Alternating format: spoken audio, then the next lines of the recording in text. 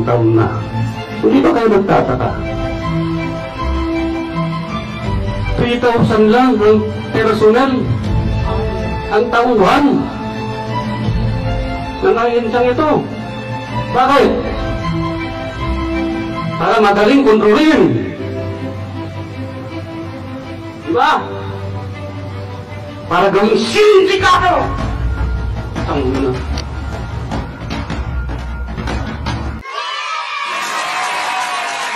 Ayan, isang magandang araw sa atin lahat mga kababayan, mga kasulid. Maligayang pagbabalik sa ating channel.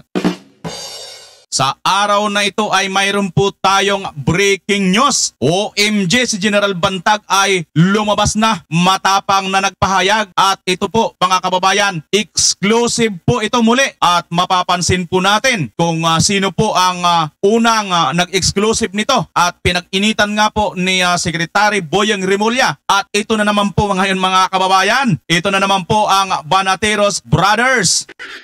Mukhang makakagalitan na naman po yata sila ng Secretary of Justice. Ngunit mga kababayan ay hindi po nila alintana yan sapagkat matapang pong in-interview ng tatlong vloggers na ito ang ating mahal na general. Exclusive interview po ito kabayan at panoorin po natin to ng sabay-sabay at sama-sama natin reaksyonan at mag-comment dito. Ngunit bago natin panoorin yan, sa ngayon pa lang po nakabisita sa aking channel ay inaanyayahan ko kayo na mag-subscribe. Pakipindot po ang notification bell all para lagi po kayong updated sa lahat ng aking mga upload. Paki-like na rin at paki-share sa mga Facebook kung inyo pong mamarapatin. Maraming salamat sa iyo, kabayan. Kung inyo pong matatandaan na interview po ng Banateros Brothers sa pangunguna nga po ni Banatbay at nagparinig na po sila noon na magkakaroon po ng part 2. This is it, pansit na po mga kababayan sapagkat mayroon pong part 2 at exclusive po ito sa kanila. Bagamat natanggap na po natin ito kagabi ay hindi po natin pinangunahan ang Banateros Brothers at pinasilip na po sa atin ng ating ubwet. Dahil dyan mga kababayan ay minarapat ko po rin i-share ito sa inyo sapagkat napakahalaga po ang mga sasabihin at sinabi dito ng ating mahal na general. Banatbay, sir, pasok! Part 2 po tayo ng ating interview kay General Bantag dahil sa sobrang trending ng interview na ito. At dahil nga sa sobrang trending, medyo may nainis na isang sekretary at kesyo kay i-contempt daw tayong tatlo.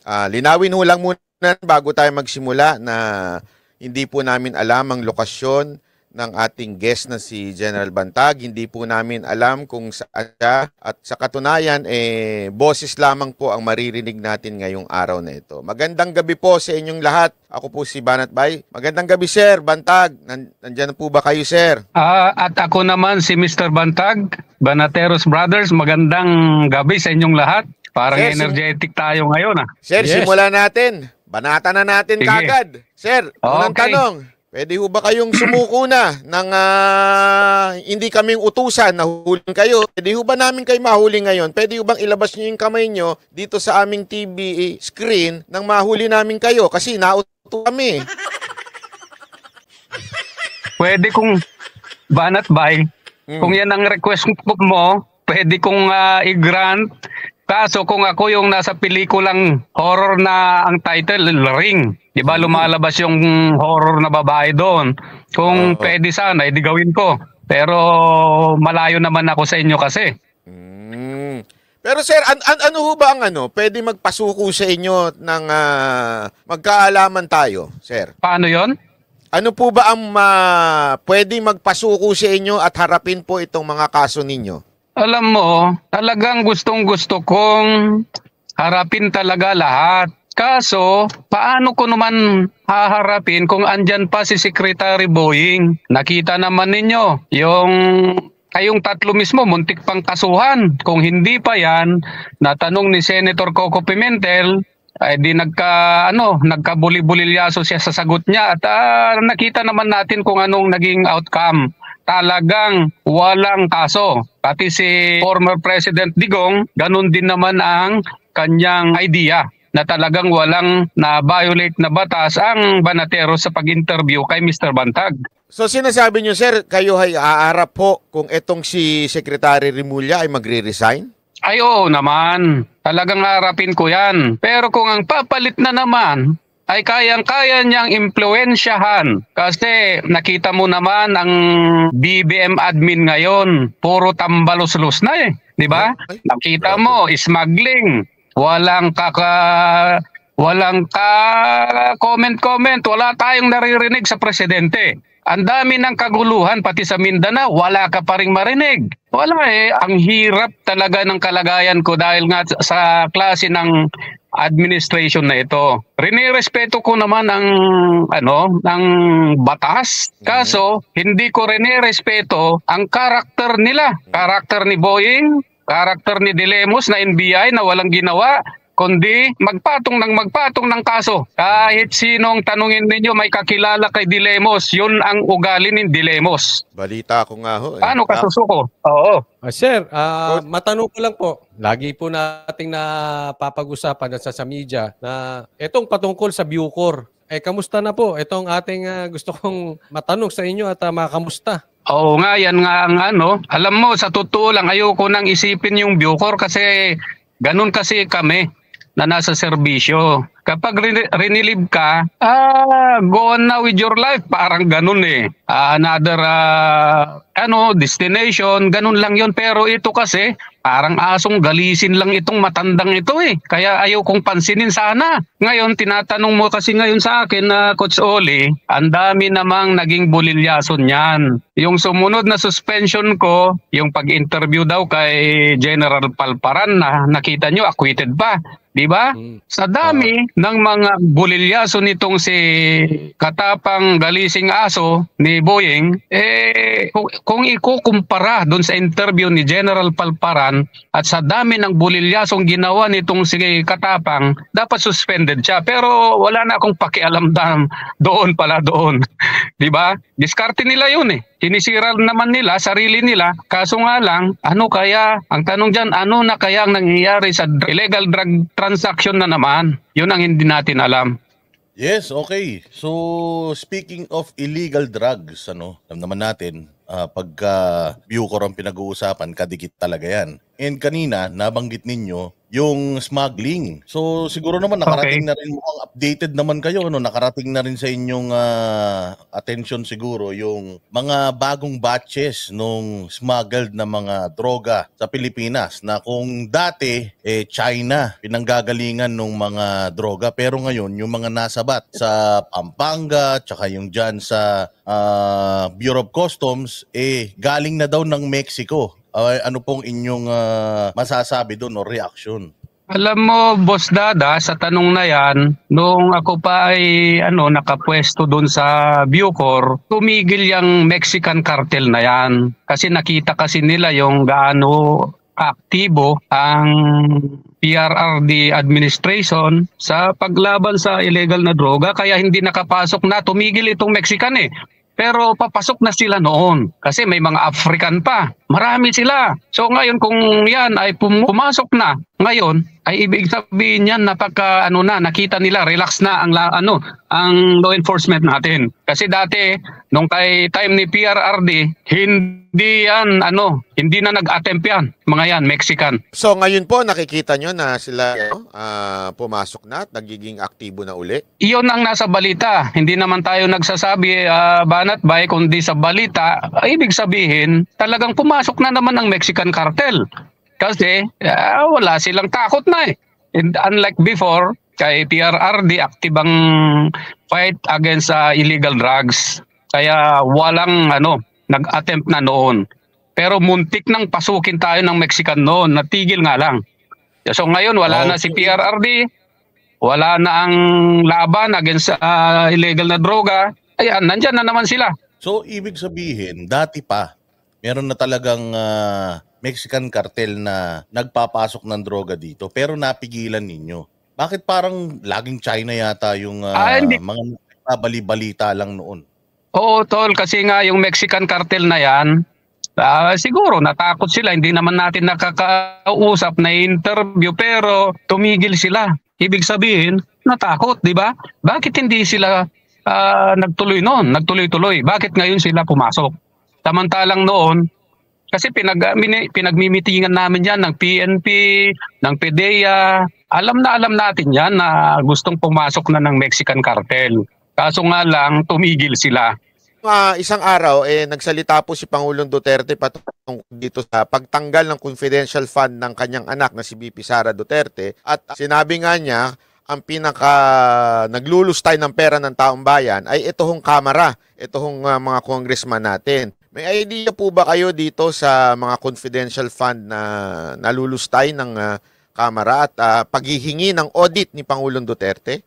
Nako, pasensya na kayo. Pagdating sa Kamara kasi, wala akong experience dyan. Wala akong hindi ko talaga alam. Pasensya na. Nakakausap ko lang mga congressman pero hindi ko alam. Yang pagdating sa CIF ba ang tawag nun? Pero ang nababalita kasi na tinanggalan si BP Sara, pero yun naman pala pati yung sa Congress ay hindi naman tinanggal. So sino ba ang dapat na may intelligence fund? Yung Vice President ba o yung mga congressman? Sino bang mas importante, di ba? Tama. Alam naman nila na yung laban pa ni BP Sara against mga communist, yung NPA, yung LCAC na yan. Yun kasi ang talagang pinaglalaban ni BP Inday, yung against sa kaliwa. Talagang kailangan dapat niya yung intelligence fund. Ikaw ba naman ang sumunod na na leader ng bansa tapos ikaw ang walang intelligence fund? Unfair naman yon para sa akin.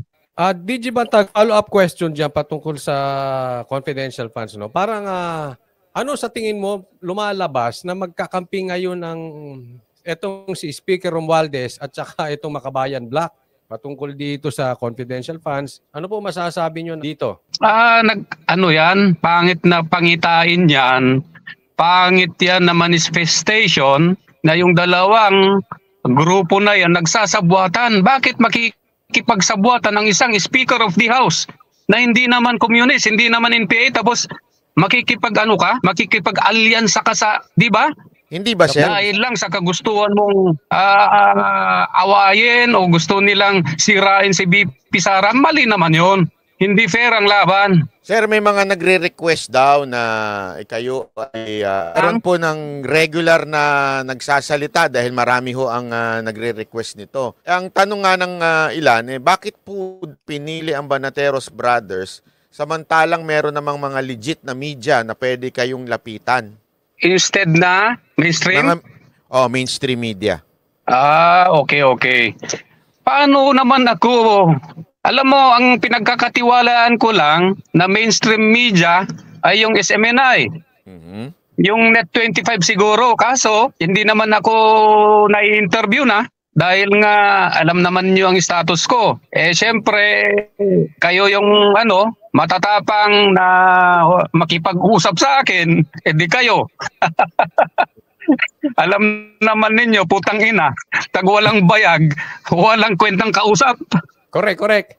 Ayan, kasi prangkaan pag Itong isa namang itatanong ko naman kasi nga kayo ay ang mga tao parang kayo ay hinahalin tulad kay PRD kasi kayo ay prangka, walang preno, sabi nga nila palamura, may panawagan si PRRD sa sa mga ating mga opisyal ng gobyerno na maglabas ng kanilang mga audits at maging tawag dito transparent sa kanilang spendings. Ano po ba, kayo po ba ay suportado nyo itong mga ganitong klase ng mga panukala galing kay PRD? Talagang sang-ayon ako sa ganyan, tol. Kaso nga lang, dahil nga wala na ako sa gobyerno, baka sabihin nila, nagsasalita ka kasi wala ka na sa gobyerno, di ba? Parang hindi ako makapag 100% na comment dyan. Pero sabi ko nga, sang-ayon ako sa panawagan ni former President Digong. Kasi nga para sa bayan yan, makita natin kung yung transparency nga, di ba, ng spending. Pero dahil ako nga wala na sa gobyerno, wala naman akong i-report na. So ngayon nga wala nga ho kayong cellphone na matino para lang sa kaalaman ng mga kababayan natin naka-cellphone si DG Bantag at yung cellphone niya malabo pa. Nokia ata, 3210 yung cellphone niya. Kaya walang video. Naka-video. Yan siya, sobrang dilim. Ganun nung kaano. Anyway, ganito na lang, sir. Halimbawa lang, ha, kayo ay palarin dahil maraming ang nagkakagusto na kayo tumakbong. Kung sakali lang kayong palarin, ilalantad nyo ba sa taong bayan ang yung tinatawag na extraordinary fund? Lahat ng pondo ninyo, malalaman ba ng taong bayan? Kung kayo ay naging, kunwari lang, palarin na maging senador. Ayan nga po mga kababayan, natunghayan natin dito ang panayam ng Banateros Brothers sa pamumuno po ni Banat Bay. Nakita nyo naman po kung gaano ka straight to the point, straightforward kung sumagot ni General Bantag. Kaya ito po ay lalong umaani ng pag-support ng mga taong bayan, lalo na nga po ang mga supporters ng mga DDS. Sapagkat ang dating Pangulong Duterte ay kita na nyo naman, napaka-straightforward at prangka kung sumagot. At ito po ang mas nagugustuhan ng taong bayan, kumbaga ramdam at tagos sa buto. Ngayon kabayan, ang marami po siya ritong mga sinagot na mga issue at sa tingin ko naman po marami po ang mga naging conforme sa inyo sa mga sagot ni General Bantag at hindi na po natin ininterrupt kung paano po ang naging flow ng interview ng Banateros Brothers para nang sa ganon ay tuloy-tuloy na po kayong nakapanood. Ang sa atin lang dito mga kababayan, nakita po natin na talagang maganda ang pananaw ni General Bantag sa buhay at tahasan niya po rito inamin at sinasabi niya po rito kung bakit ang Banat Bay lang ang malakas ang loob or ang matatapang kasi may mga yagballs, may mga bayag.